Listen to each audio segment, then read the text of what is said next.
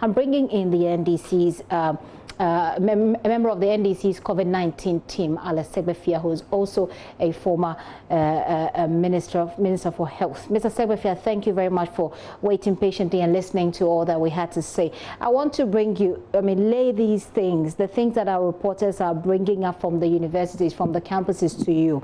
Disinfection exercises are ongoing, and it's been ongoing for some time now. Safety protocols, they're observing all of these. There are syndicated halls. They've reduced the numbers, and they're looking at combining both being present to study and then studying remotely. And there is also no visitors allowed. So policies like no visitors allowed, doors are closing at a particular time, so hand washing protocols, all of these. Are these not enough if we have to come back to a certain semblance of normalcy? Good afternoon to you and good afternoon to your viewers and listeners. Can I say that all these measures that have been put in place are fantastic and good for the position where you're trying to get back to school. However, there are two issues that are of concern. One, the virus is on the rise, or the spread. The numbers are increasing each day. Now it's on a daily increase. And our health staff are also becoming ill. Taking those factors into account, we were of the view, and are of the view, that we should actually have had a system where, for those who are going to the boarding premises, those that are going to be staying on campuses, and they are not going to have visitors, they are not going to be let out, they should have been tested. And that would bring us straight into the realms of mass testing. We have always said, it's nothing new, that we believe that to have got a good database to actually make decisions we are making, we needed to move from contact tracing, enhanced tracing, to testing. Without doing this, we would not be in a position. Sorry, Mr. Segbefia, I need to interrupt you briefly. You indicated that we needed to move from mass testing to something. I lost you. To what? No, from enhanced testing, right, and contact tracing to mass testing. Okay. We should be doing mass testing at this stage. In order to do mass testing, you need rapid test kits, which give you results within 2 to 4 hours. And one would have hoped by now, in all this time that this has been going on, some kits would have been given to the FDA, which would have approved them to say that, look, these are good test kits that can be used, and it would have got quite a few of them into the system. And as these first set of students are going in, they will be tested. And if you are found positive, provision will be made for you to be either quarantined at home or in an isolation center, depending on the symptoms and signs that you're showing. But it means that for the first set of people going into the school premises, you have some semblance of belief that a good number of them are not carriers of the disease because you have tested them. It is true that somebody may show his signs once he's on campus, maybe 7 days later, but those that are already showing symptoms would have been taken out of the equation, which will reduce the risk, because all these things, all measures we are taking, is to reduce risk. That's all it does. It doesn't mean you cannot still contract. So any measure you can take to reduce risk, you should be taking. And we are of the view that we should have tested all the students. It would have been the first step towards mass testing, which is what we really need to do in this country. We are not doing mass testing, and we have always said it's necessary. Mass testing, that requires a lot of money, a lot of resources. And let's begin with the students. Is that even realistic? Even in the United States, they are not able to test as many as possible. So for a developing country like that. That is actually not correct. They are doing a lot of testing in the United States. They are, but is it mass testing? Would you describe that as mass testing? Nobody is saying test the whole country. No one is saying test the whole country. That's not what we are saying. If today, for example, we hear that Abekan has become a hotspot because in the Abekan area, or what's it called, Teshi area, the numbers are increasing a lot. Go to Teshi and test everybody in Teshi. They don't say test everybody in Accra. That's not what we are saying. Test everybody in Teshi and it will give you a good idea of the spread. So when we talk about mass testing, we are talking about not specifically looking at people for the fact that they had contact with somebody or they happen to be in a small vicinity of that person. No, make the circle wider and test more people within that circle. It's being done elsewhere. It should, if we want a good database and record to know exactly what is happening in this country, that is where we need to go. We can decide. And as for the financial argument, I don't wear it, because we have seen the donations and the amount of money that has been given to the fund that was set up for COVID. We are aware that special dispensations have been given to this country in terms of holding back on certain monies that don't need to be paid on interest so that we could use it to fight COVID. We are aware that 1 billion was also borrowed at 0% interest to help us with our economy, but also to help fight COVID. So there is some money to do this. And we have money to decide to build 80, hospitals, or should I say even more, when you talk of the regional hospitals, which we are not going to use immediately, but we are making that money available. So for me, the financial argument does not hold. This is part of the reason we said, let's look at the issues facing us now and let's deal with them. As we plan for the future, you must deal with the present. If not, the present will affect the future, no matter what plans you have for it. When you say the hospitals that are being built, I'm assuming you're referring to the 80 district hospitals, 800. Hospitals. So, sorry, yes. 88 hospitals, district hospitals that was announced. But you said we won't need them, but we're seeing increasingly I didn't say that. Okay, you're saying that we're looking to build.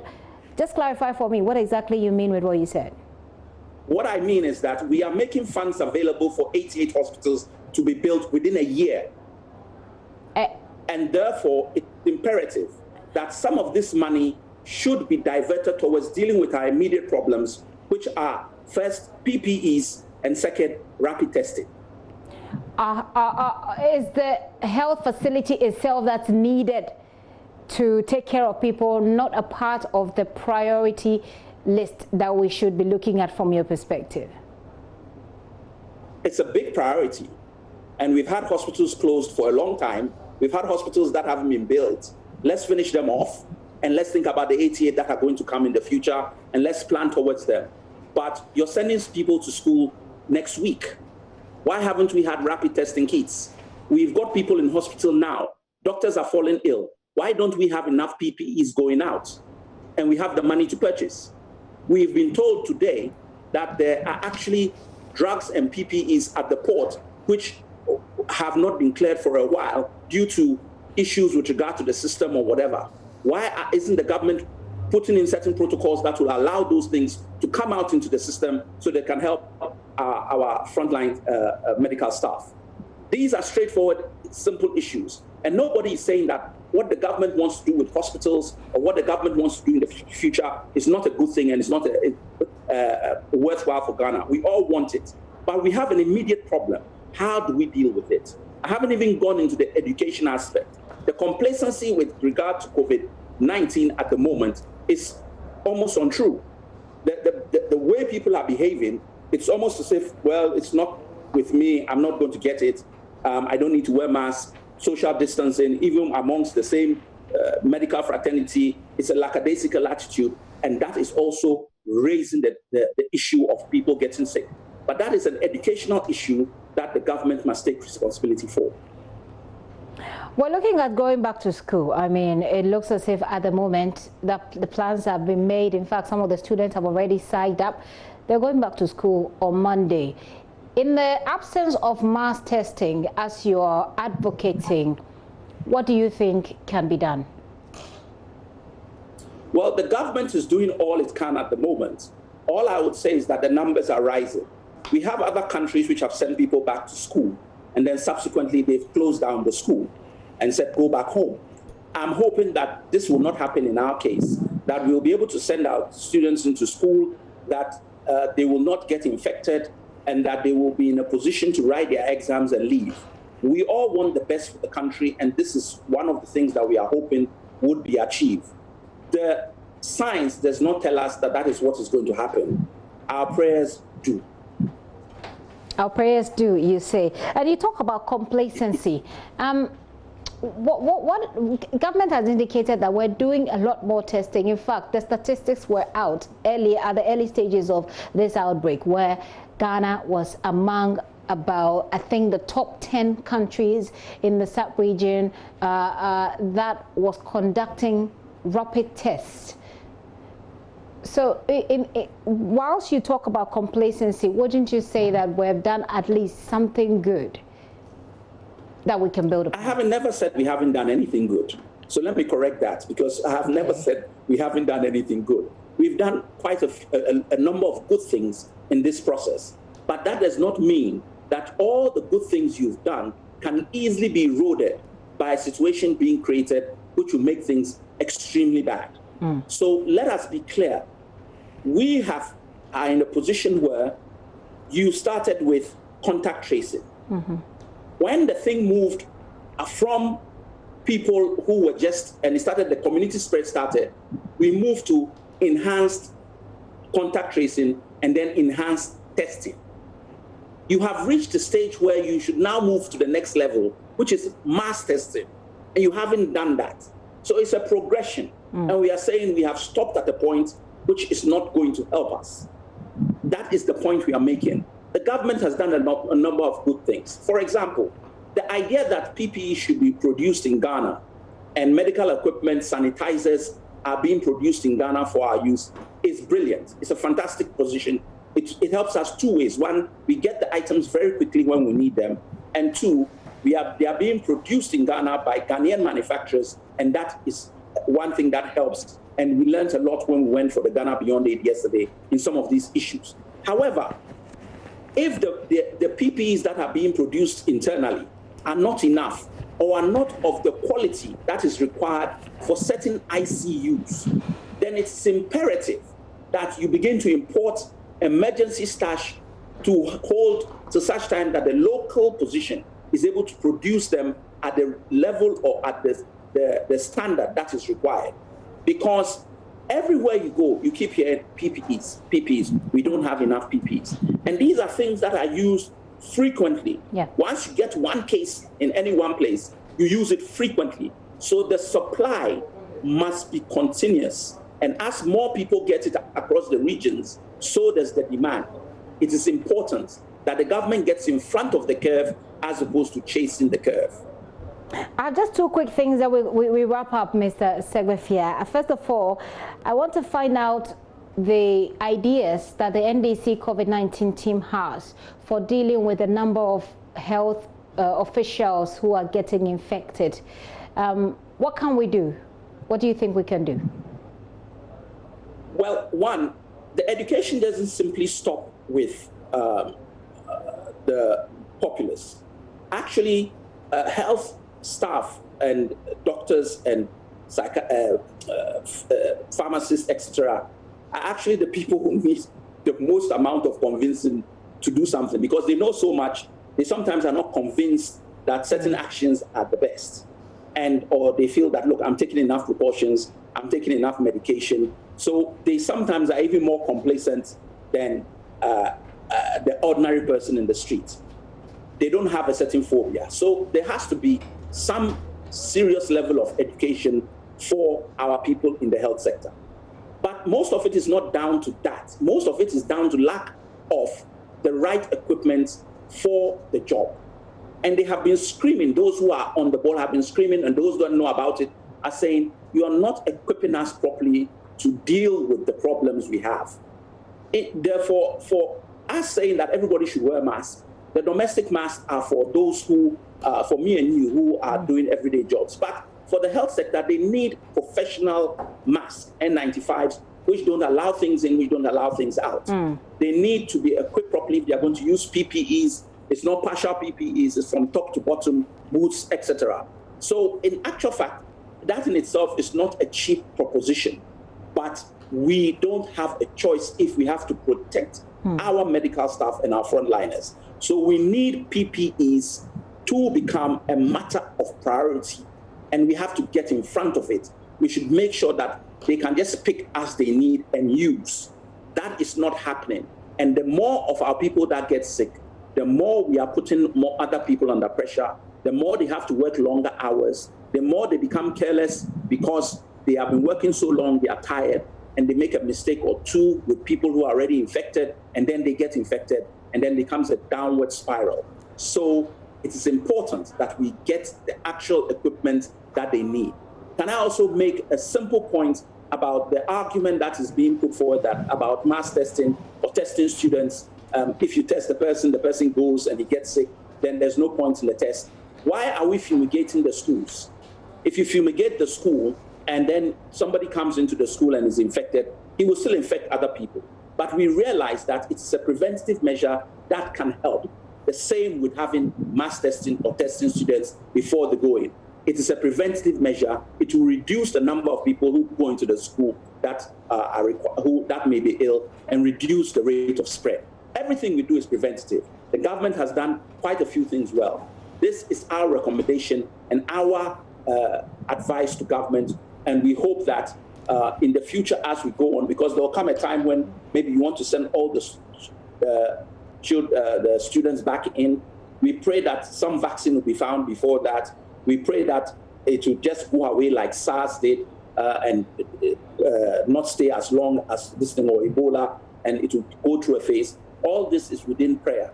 But what we must work with now is the science, and we need the right data to work with the science. To get the right data, you need mass testing. Thank you. That was my last but one question. I said that I had two more. So I like the chain that you paint here about the fact that the more it's not cheap, but the more they don't they get sick, the more the pressure, and then the more the carelessness, and the more mistakes they make. It looks like some very good ideas there. Have you engaged government to help with these ideas to get things done? And what response do you get? We've engaged government. This is the third, I think, paper we've done with regard to government. Many of these things are known to government, but perhaps are not being, sometimes you have to refresh people's memories and tell them. We have never been called to a table to discuss this issue with anybody. So we put it on a paper. There have been controversy as to what position we play with regard to the advice we give or not, with politics getting in the way. It hasn't deterred us from giving the advice like I'm speaking to you now. We are hoping that some of their people are listening and will take some of the snippets. You would remember that when masks first were put forward, it was put forward by the flag bearer and then by the COVID team that we should wear masks. We didn't wear masks for maybe 4 to 6 weeks after we gave that advice. And now that advice is advice which everyone is doing and saying, look, it doesn't solve the problem, but it helps. So let us all wear masks once we're in a public place. So I am clear that it's important that we continue to speak out. We don't do it in a derogatory manner. We question it. We like to think that what we are doing is constructive criticism.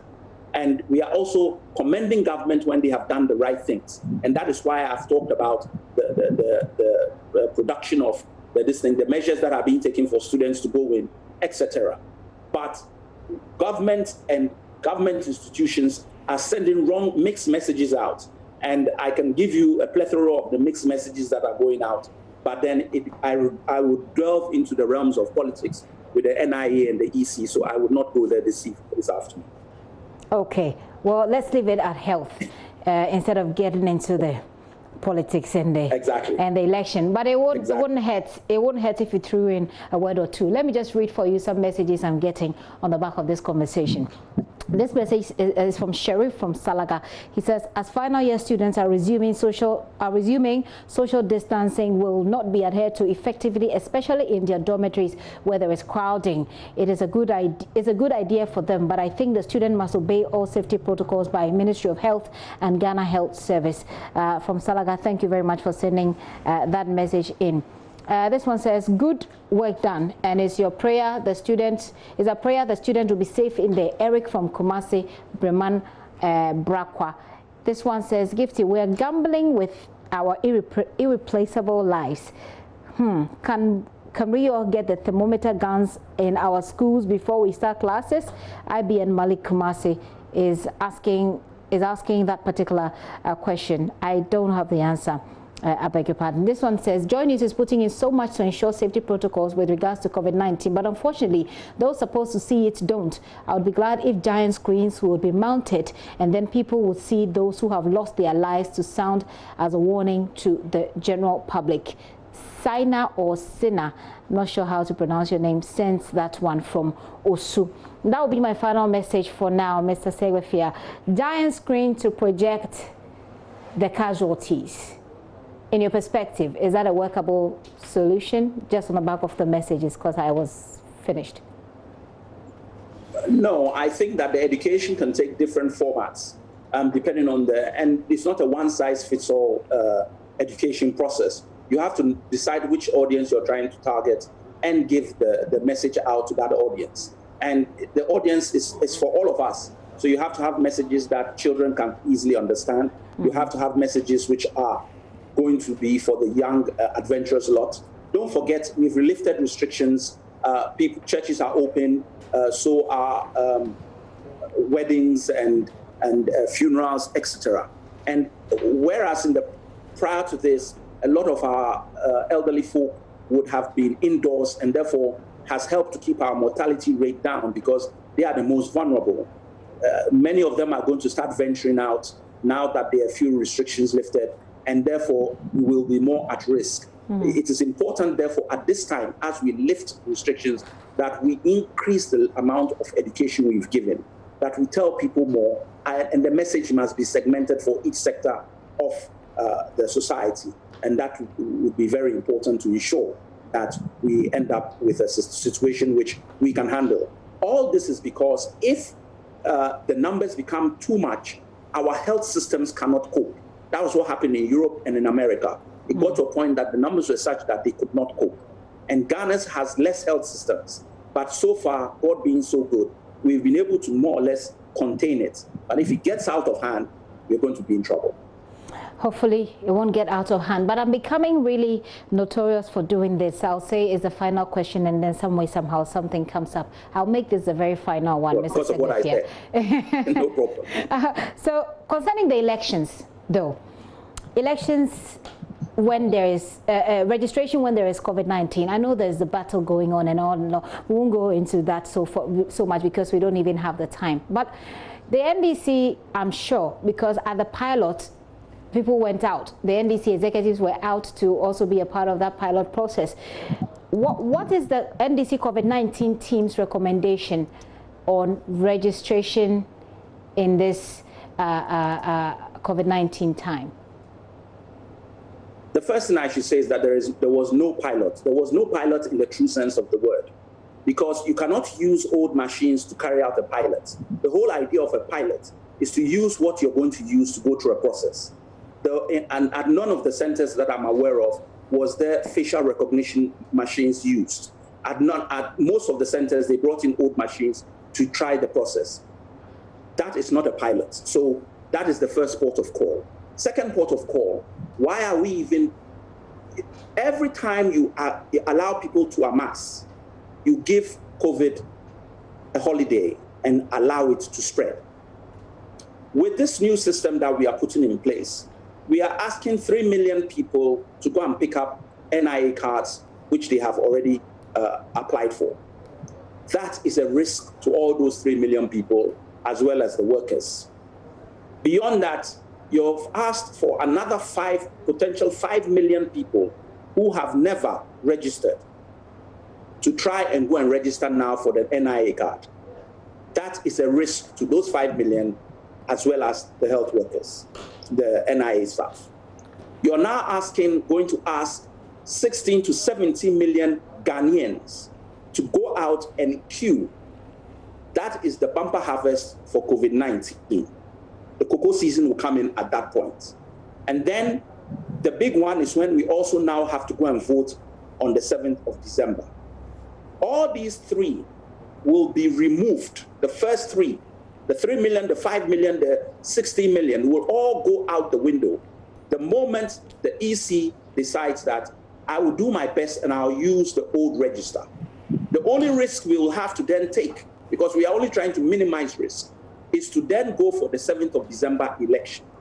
And we pray by the 7th of December, to some level, COVID might be under some control, or we'll understand it better. But to put us in that risk now is irresponsible. It's unfair to us as Ghanaians, especially since there is an alternative. And that is not talking about the law or the issues. This is purely on a humanitarian basis. I don't understand it. I never will. Mr. Segbefia, I really appreciate your time. Thank you so much and for your perspectives that you shared with us. Alex Segbefia is a member of the NDC's COVID-19 team. He's a former health minister. This is The Pulse. And when I return from this break, we'll hear from people who are burying people who have died from COVID-19. They have a warning for you, especially those of you who do not believe or still think that COVID-19 is a hoax.